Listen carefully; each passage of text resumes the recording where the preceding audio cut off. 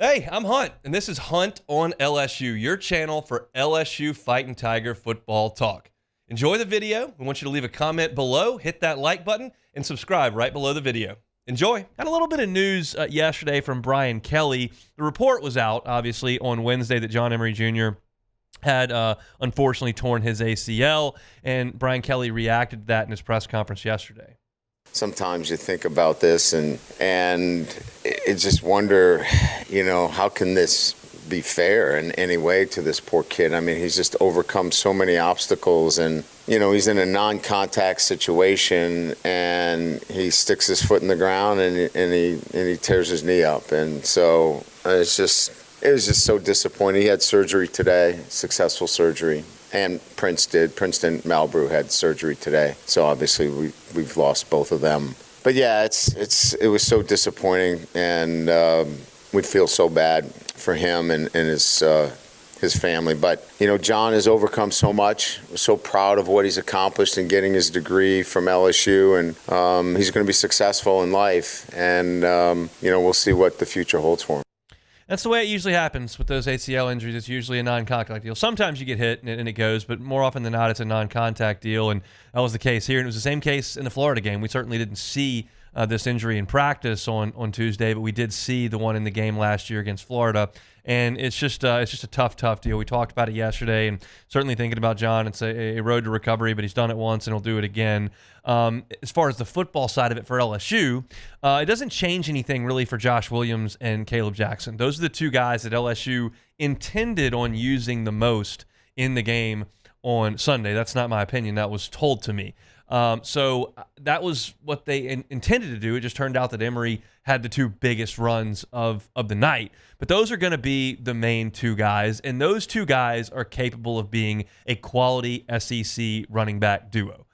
Very rarely do you talk about the third and fourth backs on a football team. It's usually the top two. Josh Williams is a proven commodity in the SEC. He's not going to be a home run hitter, but he's going to get you what's blocked. He's going to be in the right place. He can catch the ball out of the backfield. He's a quality SEC back. He's not Leonard Fournette or Jeremy Hill. Caleb Jackson needs to get rolling, and last week was disappointing. Now, I have talked about the offensive line all week, and we'll continue to talk about the offensive line moving into next week. I don't really care what they do tomorrow because that's inconsequential against an FCS opponent. But I'd like to see Caleb Jackson get moving. A lot of people thought he looked slow and heavy on Sunday.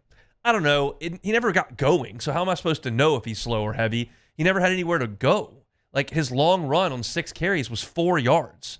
It's hard for me to tell if somebody's slow when the farthest they get beyond the line of scrimmage is 4 yards. Somebody busts a 20-yarder and the defensive end runs them down. Well, that looks a little slow. You run into the line of scrimmage and have nowhere to go. I'm not sure how slow and out of shape you look.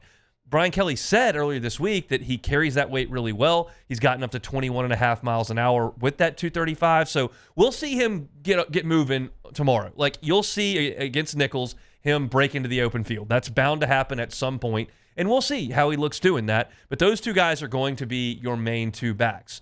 Emery was going to be number 3. He's not. So now Kaden Durham is the number 3 back. I'm excited about Kaden Durham's future here in Baton Rouge. I think he is an all-SEC type talent because I love speed at the tailback position. Yeah, it's awesome to get those tough yards, to be a bruiser on 3rd and 1 and in the goal line. You have to have that. But speed's exciting, and Kaden Durham's got a ton of speed. He is a legit track star from the state of Texas. He ran on the 4x100 team at Duncanville, which is an elite track program as well as a football program. And he's got unbelievable speed, and we're going to see him in the game tomorrow. And Brian Kelly talked about his freshman running back who's now going to be thrust into some situations that maybe weren't the case as of last week. He'll be involved. He had a good week. And, I think all 3 backs, really what we tried to do is tailor the offense for them in terms of giving them the kind of plays that they feel really comfortable with and setting the offense accordingly for those 3 guys. So, we feel really good about where we're at. And obviously, we'd love to have John. Obviously, that's not going to be the case moving forward. And maybe we'll investigate, moving forward. Is there another, candidate for that position? But that's where we're at right now, and we feel good about it. We've talked about Dominic McKinley's readiness on the defensive front. We've talked about young players in the secondary, whether it's Deshaun Spears or P.J. Woodland, some of those guys. And some of those spots are really tough to come into. It's hard to play on the interior defensive line as a freshman. It's hard to play on the offensive line as a freshman. it's potentially really difficult to go out there in the secondary and run with USC's receivers and Lincoln Riley's scheme. As far as a freshman taking reps against nickels at running back, like that's really doable. And I'm okay with Kaden Durham being out there. I have no idea how well-rounded a back Kaden Durham is. You turn on his highlight tape, they hand him the ball, and he runs wind sprints through Texas high school football teams. He's blowing huge plays constantly. In the state championship game in Arlington, he was busting long runs. He had over 200 yards at halftime in that game. I don't see a lot of pass protection. I don't see a ton of him catching the ball out of the backfield. I don't know how well he reads blocks and cuts. I don't know how well he deals with plays changing the line of scrimmage. I know he's fast and he runs the ball really well. So I have no idea how well-rounded things are, but they got to put him out there in this game to allow him to make some mistakes, to allow him to be in that environment and understand what is asked of him. I would like my idea for Kaden Durham would be to get him the ball on the edge. Get him the ball in some tosses, get him the ball where he's just getting ahead of steam and trying to find his way upfield. Not as much read option where you got to communicate with Garrett Nussmeier. He might pull it, he might not. Zone blocking where you got to find your hole. I'd like to kind of get him on the edge and get him moving. Maybe toss him a swing pass, get him involved in a screen that's an easy catch, turn and run.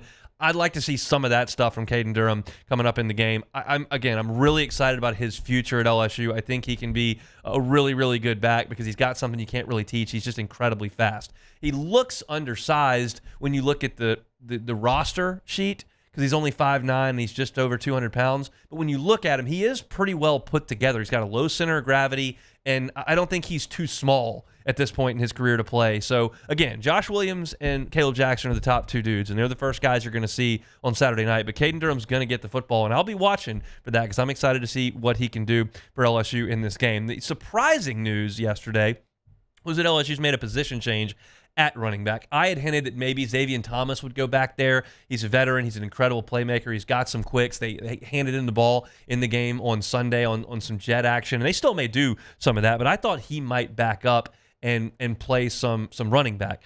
That's not the case. They're going to leave him out at wide receiver. They are moving a freshman back to running back who was a defensive player, and that's Juwan Johnson. And Kelly talked about moving him from the star position on defense back to tailback. We moved Juwan Johnson to running back, so he's getting some carries and touches this week, and I think he's going to win the Heisman. No, he's not going to. I'm just kidding with you. But he's going to play some running back for us, and he gives us the fourth back and gives us a little bit more balance there. And, he's an exciting player. He can do a lot of things. We felt like we could shuffle some things around on the defensive side of the ball and begin to get him involved. There's a learning curve on some of those things, but certainly I think he can do some things for us this weekend. Let me read you the first line of Jawan Johnson's bio on LSUsports.net. The most productive high school quarterback in Louisiana prep history. That's how they introduce him. And it's not wrong because at his time at Lafayette Christian, he set a state record for yards and touchdowns. He accounted for 14,451 yards in his high school career. He accounted for 171 touchdowns. Both are state records. He was Mr. Football in 2023, and they wanted him to play at that star position right behind Major Burns, and he was running with the twos all camp long. But he's an incredible athlete.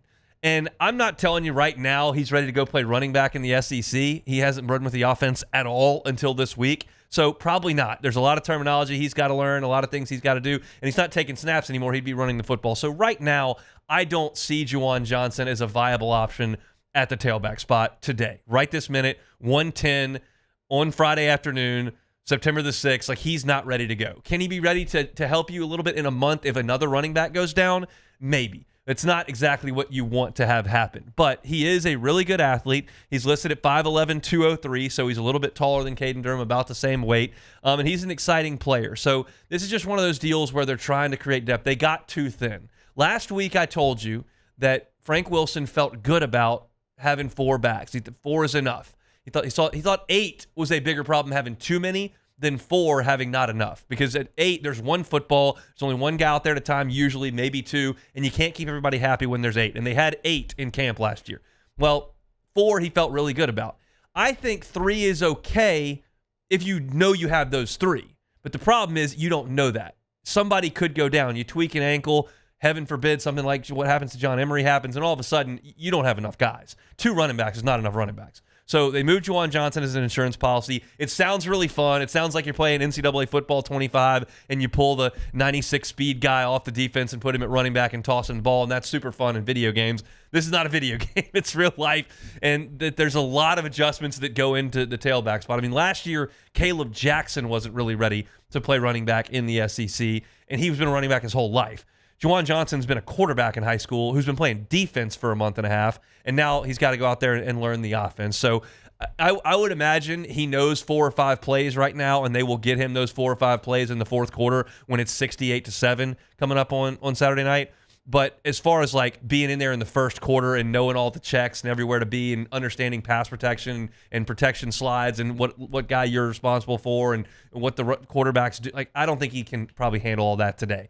This is purely a depth move in case something happens. And the downside of it is that Juwan loses that development time on defense.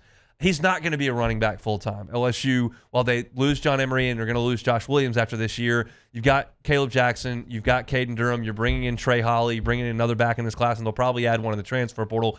And Juwan Johnson will go back to defense. The bummer is he's going to lose this year of development on defense, and that's a negative for him. But as a football team, like you got to have a tailback. And if one of these other guys goes down for a month or longer, like you don't have enough guys. So they've got to have another option. Juwan Johnson's going to be that guy. It'll be exciting when he touches the ball on Saturday because he's an electrifying playmaker with the ball in his hands, the most productive in the history of Louisiana. But he's probably not ready right this second. It's a disappointing spot for Frank Wilson and his position group, but they'll react to it as necessary. Hey, thanks for watching Hunt on LSU. Before you get out of here, do us a couple of favors. Hit that like button, leave your comments below, and subscribe to the channel for all your Fighting Tiger football talk. See you next time.